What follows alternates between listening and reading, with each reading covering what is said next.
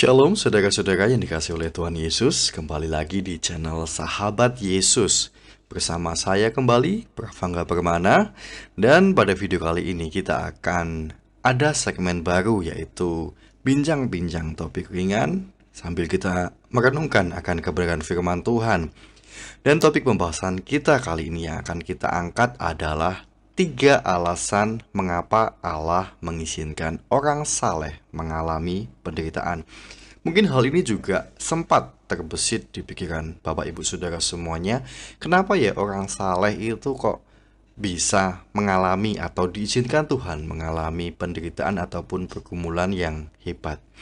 Kenapa tidak orang fasik aja gitu loh? Bahkan terkadang kita melihat orang-orang fasik di luar sana, orang-orang yang tidak di dalam Tuhan, kenapa justru mengalami hidup yang enak ya? Nah, itu juga sempat terbesit di dalam pikiran saya, dan kemudian saya menemukan artikel ini. Dan semoga pembahasan kita yang ringan pada hari ini dapat menjadi teman tidur Bapak Ibu Saudara semua. Mari kita mulai pembahasan kita. Mengapa ya Allah mengizinkan orang saleh mengalami penderitaan? Kalau berbicara tentang orang saleh, tentunya kita langsung terfokus atau terpikir tentang nama Ayub ya saudaraku. Kita tahu di dalam Alkitab bagaimana kisahnya Ayub yang begitu rasanya itu kok tidak adil ya gitu sih saudaraku. Dan saya menemukan sebuah buku yang ditulis oleh Philip Yancey. Philip Yancey ini menuliskan dan membahas dalam bukunya tentang kitab Ayub dan juga kitab-kitab lainnya di dalam Perjanjian Lama, di mana nabi-nabi itu berseru kepada Allah. Buku ini memberikan aku pemahaman yang baru, saudaraku, tentang bagaimana cara Allah bekerja. Bagaimana kok Tuhan itu mengizinkan orang saleh seperti Ayub itu bisa mengalami pergumulan yang begitu hebat, saudaraku. Ternyata ada 3, saudaraku. Yang pertama, Allah menggunakan penderitaan itu sebagai sarana atau sebagai kendaraan untuk kita berserah kepada Tuhan. Yancey menuliskan di dalam bukunya bahwa di dalam kitab Ayub menggambarkan hal terburuk yang bisa terjadi dan mungkin bisa terjadi kepada Bapak, Ibu, dan saya, kepada orang-orang yang terbaik, orang-orang terbaiknya Tuhan, seperti diceritakan di dalam Alkitab. Ayub ini tidak bersalah, seorang yang jujur, takut akan Allah, dan juga menjauhi kejahatan, tertulis dalam Ayub 1 ayatnya yang pertama. Bahkan Tuhan sendiri berkata bahwa tidak ada orang lain yang begitu saleh seperti Ayub. Namun hanya di dalam sekejap mata, saudaraku, Ayub ini kehilangan habis-habisan, saudaraku. Ayub kehilangan lembu, keledai, domba, unta, dan bahkan semua anaknya dicatat di dalam Alkitab itu habis, saudaraku. Tak berhenti sampai di situ, kemudian Ayub pun menderita juga sakit penyakit, yaitu borok, saudaraku, yang menggerogoti sekujur tubuhnya dari ujung rambut hingga ujung kuku.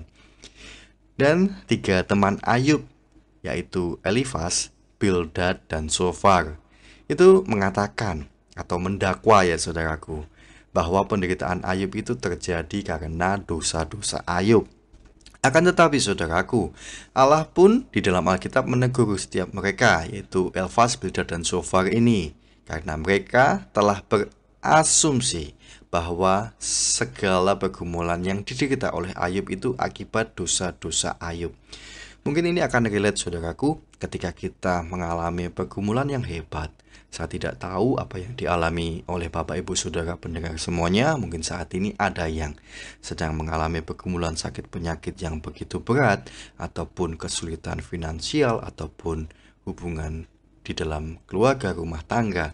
Tetapi saudaraku, seringkali ketika kita mengalami pergumulan seperti itu akan ada terbesit di dalam pikiran kita, apakah karena dosa masa lalu ya, apakah karena dulu aku gini ya, apakah karena aku melakukan ini itu ya. Dan bahkan tidak jarang juga ada saudara-saudara terdekat kita atau teman-teman kita seperti halnya di dalam kisahnya Ayub ini, seperti Elifas, Bildad, dan Zofar ini yang tiba-tiba datang dan mendakwa ataupun menghakimi bahwa setiap pergumulan itu datang akibat dosa-dosa yang dilakukan Ayub, saudaraku. Di sini kita ingatkan kembali bahwa Allah tidak menyebutkan bahwa penderitaan yang Ayub alami itu terjadi karena dosa-dosa yang telah Ayub lakukan. Jadi tidak semua penderitaan yang kita alami itu terjadi karena akibat dosa yang kita lakukan. Karena ketika kita sudah menerima Tuhan, Tuhan Yesus, kita sudah mengaku bahwa Tuhan Yesus adalah Tuhan dan Juru Selamat kita yang hidup, kita mendapatkan pengampunan di atas kayu salib. Dan terkadang saudaraku memang ada orang-orang yang mendapatkan prestasi buruk di sekolah. Contohnya, waktu kita ulangan ataupun di tempat kerja, di dalam lingkungan sekolah, kita itu tidak beruntung ataupun mendapatkan masalah atau mendapatkan nilai yang buruk. Itu karena kurang berusaha ya saudaraku. Tetapi pada kenyataannya tidak selalu demikian. Mungkin kita pernah memiliki pengalaman yang serupa ketika kita waktu sekolah dulu, mungkin kita sudah belajar sungguh-sungguh sekuat tenaga mati-matian, mempelajari setiap bahan materi, mempelajari kisi-kisi yang akan diujikan gitu saudaraku. Bahkan mungkin apapun kita lakukan sebisa kita, tetapi hasil akhirnya yang kita dapat justru tidak memuaskan saudaraku. Dan di dalam sekolah, di dunia sekolah, meluangkan waktu yang lebih banyak untuk belajar itu juga bukan jaminan saudaraku bahwa nilai-nilai yang kita dapatkan akan memuaskan. Karena ada kalanya orang itu prestasinya bukan di dalam dunia edukasi saudaraku, tetapi prestasinya di dalam fisiknya, mungkin sebagai olahragawan ataupun atlet saudaraku. Karena kepandaian keahlian masing-masing individu itu berbeda-beda saudaraku. Nah, itu tadi yang pertama saudaraku, Tuhan itu mengizinkan masalah terjadi.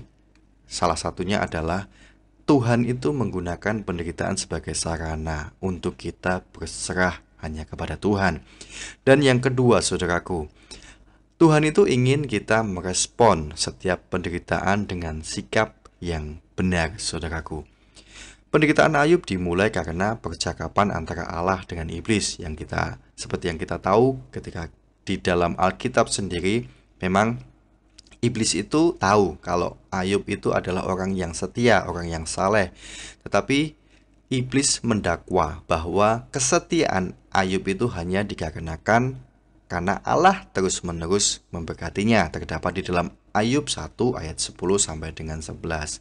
Oleh karena itu, iblis menantang Allah untuk mengambil segala kepunyaan Ayub supaya dia mengutuki Allah. Kemudian dicatat di dalam Alkitab, Allah pun mengizinkan iblis untuk mencobai Ayub, tetapi dengan syarat tidak membolehkan iblis untuk mengambil nyawanya.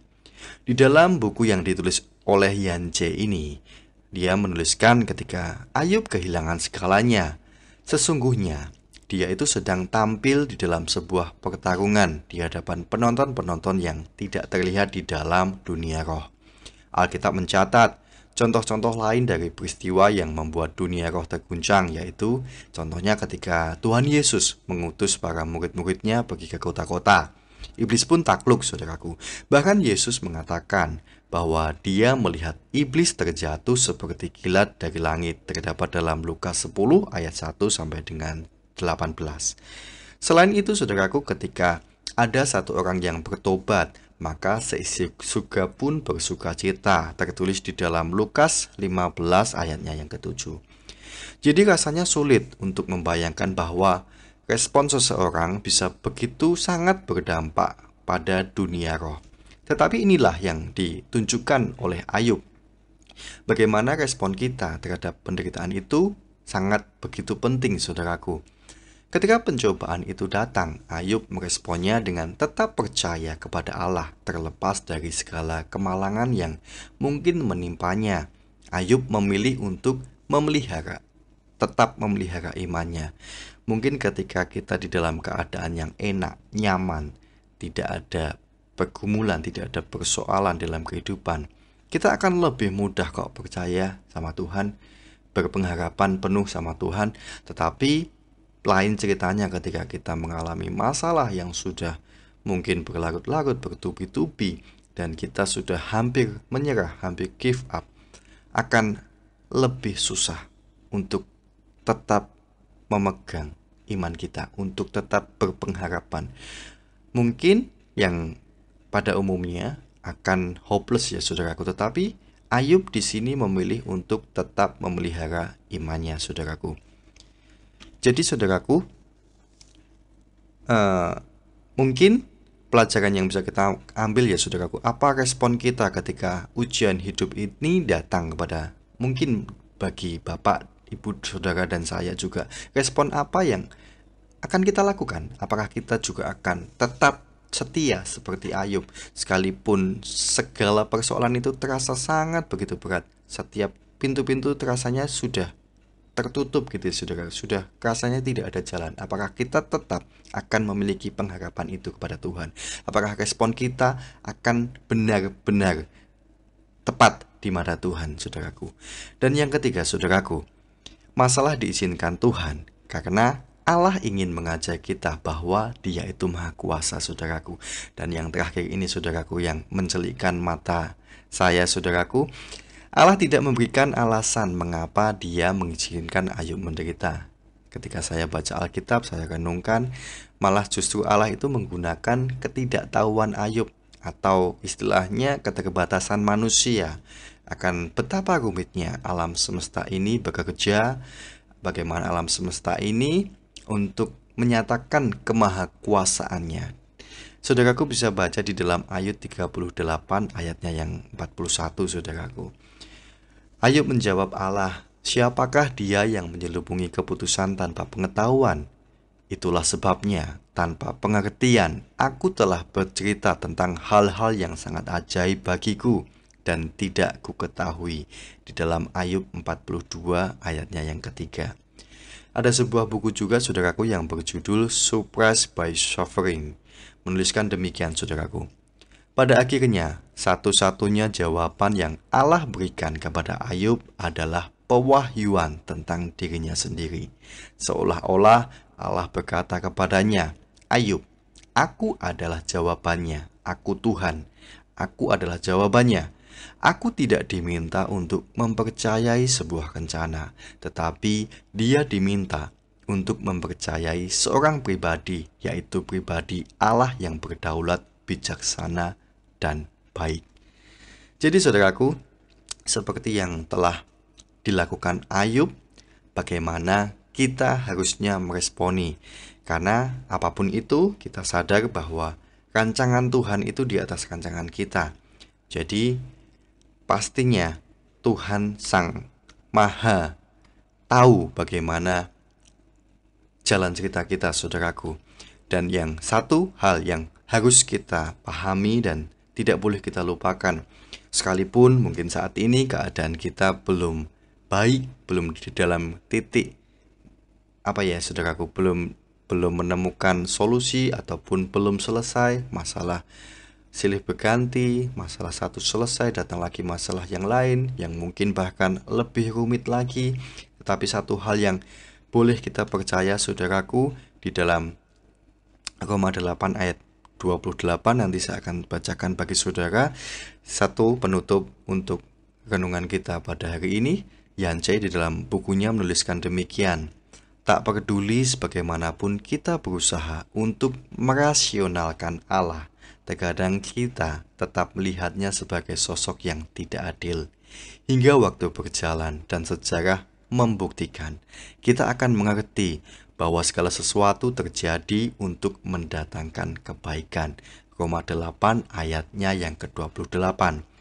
Kita tahu sekarang bahwa Allah turut bekerja di dalam segala sesuatu untuk mendatangkan kebaikan bagi mereka yang mengasihi Dia, yaitu bagi mereka yang terpanggil sesuai dengan rencana Allah.